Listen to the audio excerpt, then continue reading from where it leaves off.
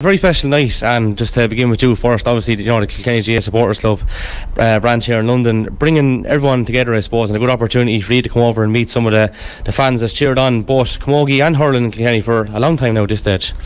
Well, just privilege and honour to be asked, to be quite honest, and the fact that Kilkenny Camogie has been included, and when Pat called, there was no way I was going to refuse. I suppose we've been on the road since we won in September, and it's great, but to get the invitation to come over to London, it's just something special, and really looking forward to the night, to be honest. No more than you deserve, by the way, Angela. It's been a remarkable few months, hasn't it? Oh, it's been absolutely brilliant. Long overdue. So the girls are back to brass tacks now. They've had a few weeks celebrating, but in fairness, they're back training again. And the club is on tomorrow. Thomastown are playing, so we wish them the best of luck in the Club All-Ireland semi-final. So all systems going, yeah. It's a big ask, I suppose, especially for any of the both Camogie players and the hurlers that are involved in the colleges. We just find that ourselves below with WIT, just trying to manage the whole thing, I suppose. You'll be asking yourself, could all these games be finished before Christmas and not to have this burden? Because after the Ashburn, we'll be starting off with our league again. So, it is a big ask, really, on players, especially young players, and especially if they're so talented that they're on 3 or 4 teams. And what's the situation now? Because obviously the intermediate team, they kind of have to go up and you have to near enough make a new team. That's my understanding of it anyway. Is that correct? That's correct, yeah. What will happen with the intermediate girls, they'll move, few of them will move up to the senior, but after that then they probably won't have Camogie on for a year or two.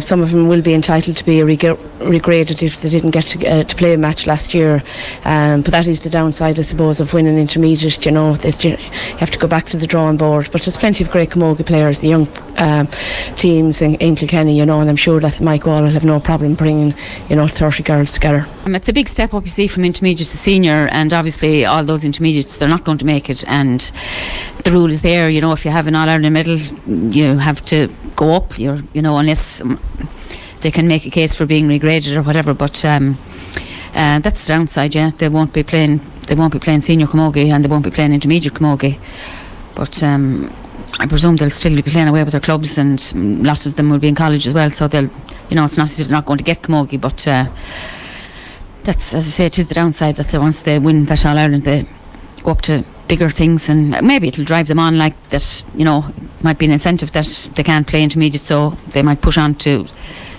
try and get on that senior panel. It's not easy, a lot of talent there, and it's great competition for places. It was great to win the one, but I suppose now all our attention is focusing on next year, and we know that Cork and Galway, they all have gone back to the drawing board already.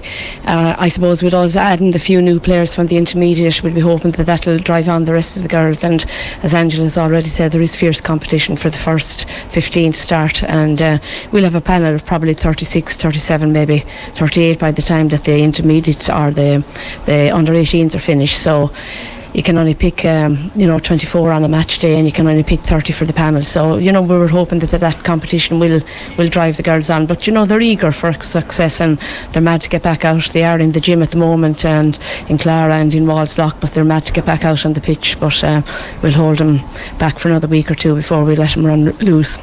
Angela, a quick word then, just before we hand back, about tonight itself. Very special, bringing people together from all walks of life and all parts of the world as well. It's great to mix, I suppose, the exiles that are here for so long with the likes of yourselves and a couple of others that's coming over from home.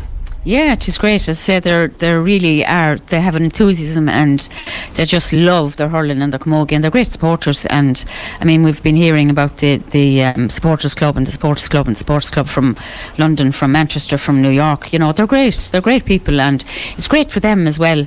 To have a few.